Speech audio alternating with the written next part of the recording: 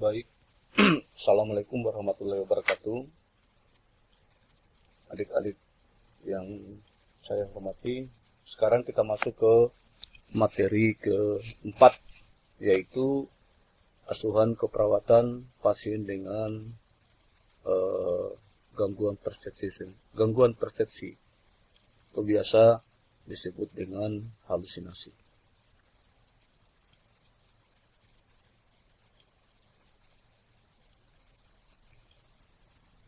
Ya, tujuan pembelajaran pertemuan ini adalah mahasiswa diharapkan mampu melakukan pengkajian, mampu menerapkan diagnosa keperawatan, mampu melakukan tindakan keperawatan untuk pasien halusinasi. Kemudian mahasiswa mampu melakukan tindakan keperawatan untuk keluarga, mengevaluasi kemampuan pasien dan keluarga, dan terakhir adalah mahasiswa diharapkan mampu mendokumentasikan asuhan keperawatan. Nah, apa yang dimaksud dengan halusinasi? Halusinasi menurut Marami 98 yaitu penyerapan panca indera tanpa rangsangan dari luar. Sedangkan menurut Stuart Laraia 2001 hampir sama dengan Maramis, yaitu penghayatan yang dialami melalui panca indera tetapi non stimulus eksternal. Sedangkan menurut Stuart dan Laraia 2001 mengatakan bahwa halusinasi itu adalah distorsi persepsi yang muncul dari berbagai indera tubuh. Nah, dari ketiga pendapat ini kita dapat simpulkan bahwa halusinasi itu adalah salah satu gejala gangguan kejiwaan di mana pasien itu mengalami perubahan sensori persepsi berupa pasien itu merasakan sensasi kepalsuan berupa voice, kemudian visual, taste, rasa, kemudian perabaan dan penciuman. Itu adalah halusinasi. Nah, di antara jenis halusinasi mulai dari pendengaran sampai pada pengecapan, yang paling besar adalah halusinasi pendengaran, yaitu sekitar 70%. Nah, dari jenis-jenis halusinasi ini dapat kita klasifikasikan atau dapat dilihat dari sudut datanya, yaitu secara objektif dan secara subjektif. Kita ambil contohnya saja satu, misalnya halusinasi pendengaran. Di objektifnya itu adalah bicara atau tertawa sendiri, ya. Kemudian marah-marah tanpa suatu penyebab, serta kalau sering menutup telinga, ya, mendengarkan lewat telinga ke arah tertentu, kemudian menutup telinga. Itu adalah secara objektif. Nah, subjektifnya adalah mendengar suara-suara atau kegaduhan, kemudian mendengar suara yang mengajak bercakap-cakap, mendengar suara menyuruh melakukan sesuatu yang berbahaya. Nah, ini adalah kriteria objektif dan subjektif dari halusinasi pendengaran. Begitu pula halusinasi penglihatan, kemudian penciuman, pengecapan, dan perabaan. Nah, di sini jelas data objektif dan data subjektifnya.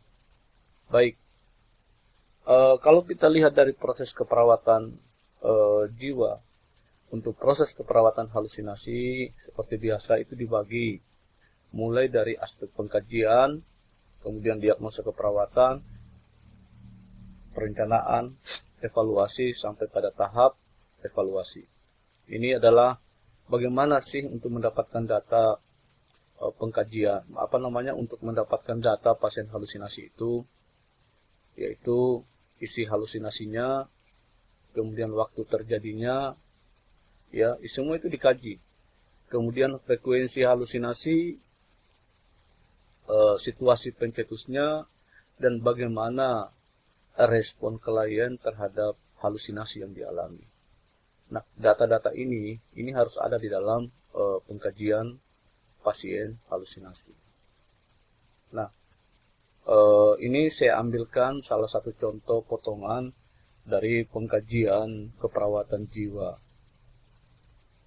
yaitu bagian ke-7, persepsi, yang mencakup 6 hal, kemudian penjelasan mengenai isi, kemudian waktu, frekuensi, respon, dan masalah keperawatan dari gangguan persepsi. Nah, diagnosa yang biasa kita temukan pada pasien halusinasi adalah gangguan persepsi sensoris halusinasi. Ini adalah salah satu contoh diagnosa. Nah, adapun tujuan tindakan keperawatan dari proses keperawatan untuk pasien adalah pasien itu diharapkan dapat mengenali halusinasi yang dialaminya. Kemudian pasien dapat mengontrol halusinasi. Pasien dapat mengikuti program pengobatan secara optimal.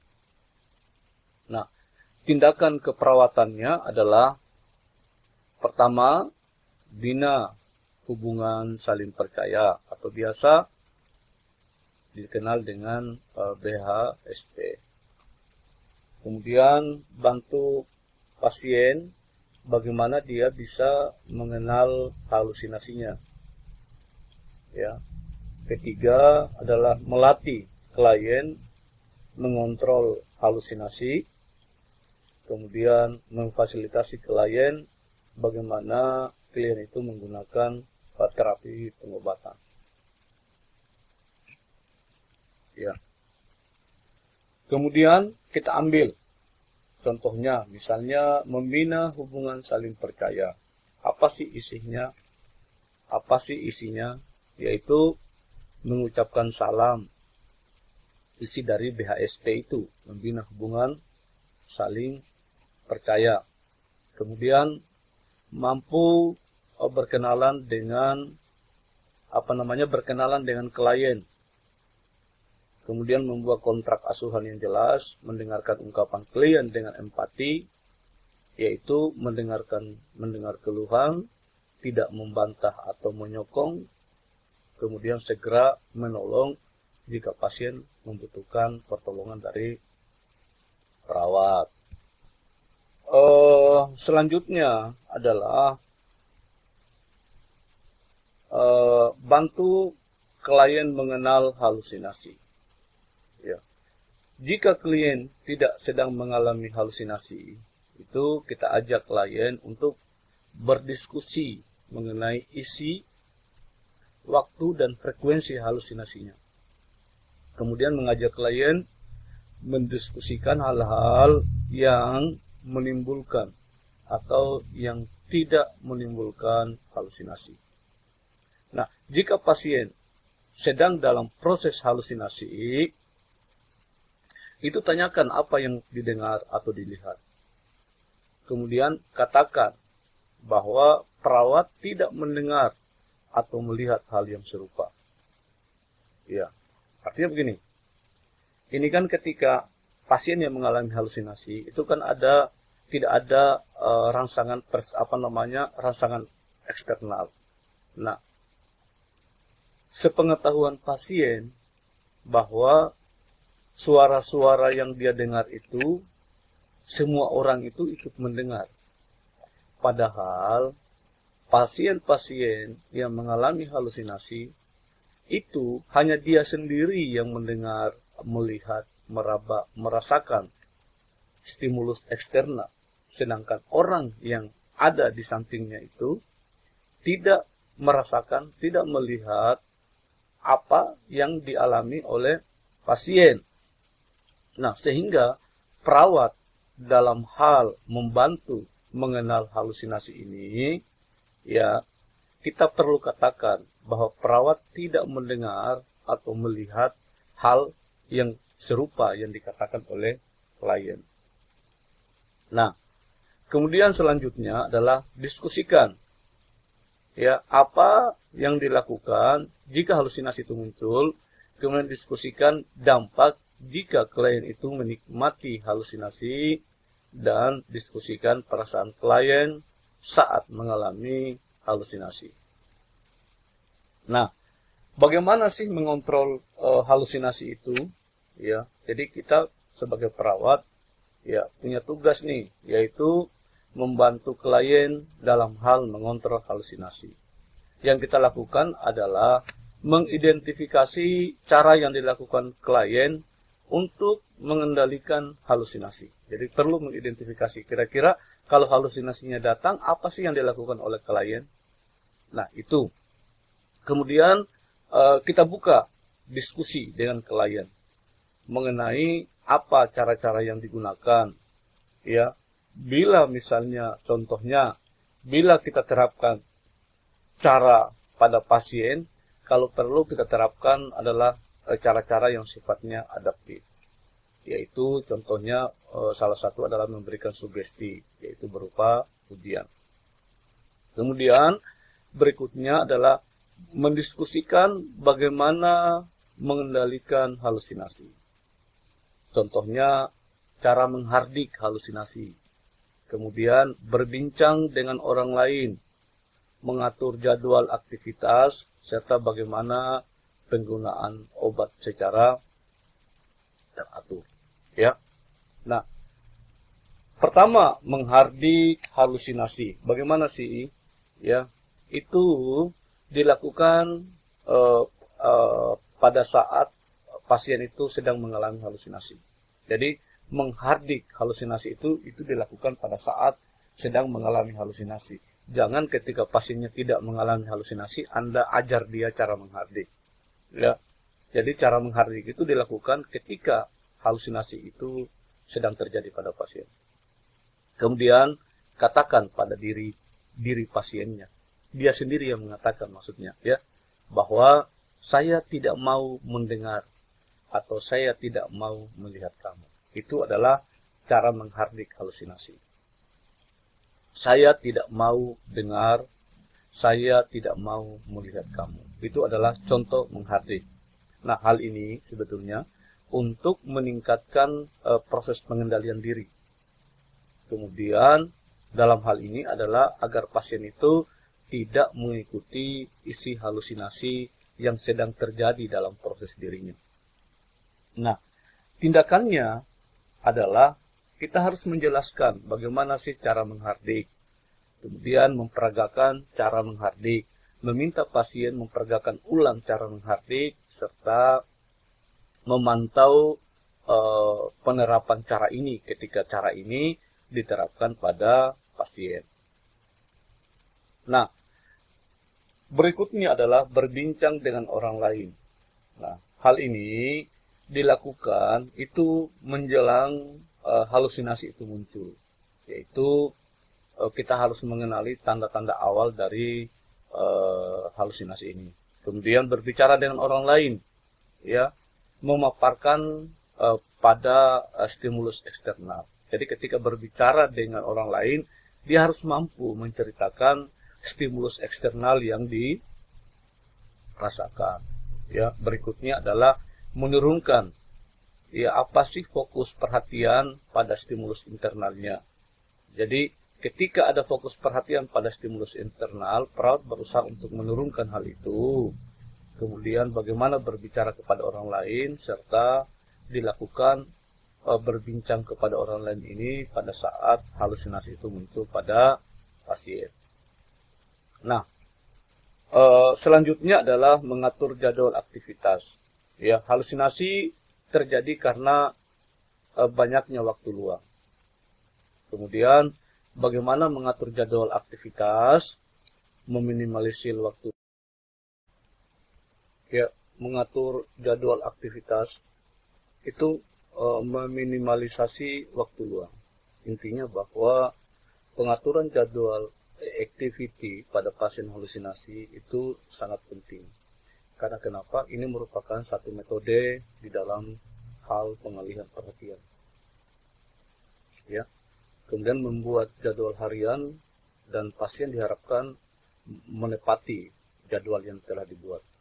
Nah, tindakannya adalah bagaimana kita menjelaskan pentingnya aktivitas secara teratur, kemudian mendiskusikan yang biasa dilakukan oleh klien, kemudian melatih pasien melakukan aktivitas, ya, menyusun jadwal aktivitas, serta bagaimana memantau pelaksanaan dari aktivitas tersebut. Nah, dalam hal pasien menggunakan obat secara teratur, bagaimana sih kita melakukan intervensi ini?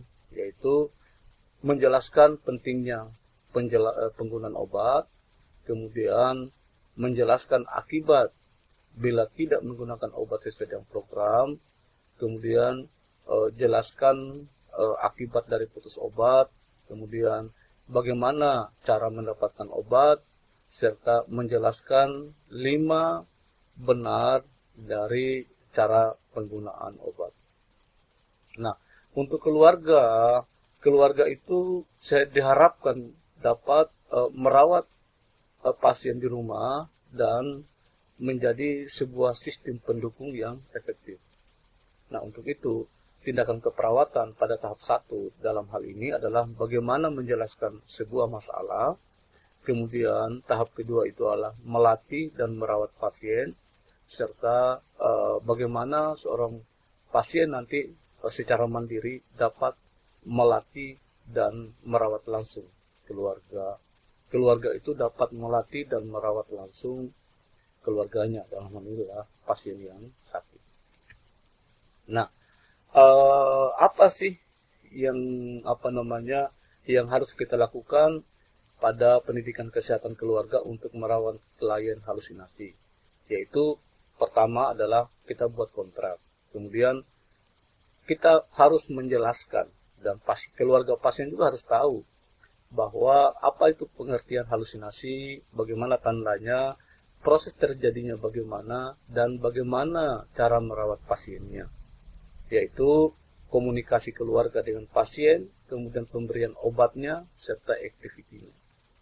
Ya. Nah, untuk itu keluarga juga harus tahu sumber-sumber pelayanan kesehatan jika terjadi keadaan yang tidak diinginkan pada pasien yang mengalami halusinasi.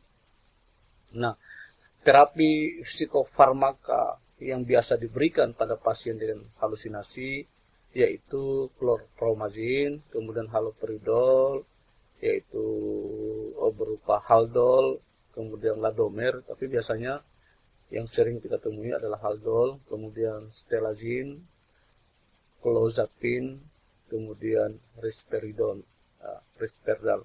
Nah, sedangkan anti Parkinsonnya adalah trihexyphenidyl, kemudian Aton. Ini adalah terapi psikoterapi. Nah, untuk itu pada tahap ini adalah bagaimana mengevaluasi pasien halusinasi. Nah, untuk pasiennya, yaitu pasien diharapkan pasien itu percaya dengan perawat, kemudian menyadari halusinasinya dan mampu mengontrol halusinasi. Sedangkan untuk keluarganya, sebetulnya intinya adalah bagaimana keluarga itu mampu merawat dan mampu menerima pasien yang mengalami halusinasi.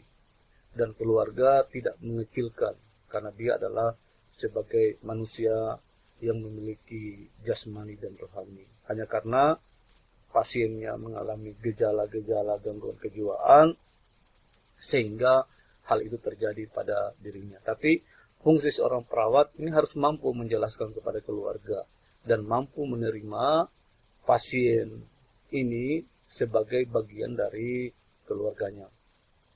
Nah, saya kira mungkin pertemuan kita mengenai halusinasi sampai di sini. Ya, nanti kita akan ketemu pada pertemuan yang kelima. Ya, baik, mungkin itu dulu pertemuan kita. Selamat belajar. Jangan lupa kerjakan tugas. Assalamualaikum warahmatullahi wabarakatuh.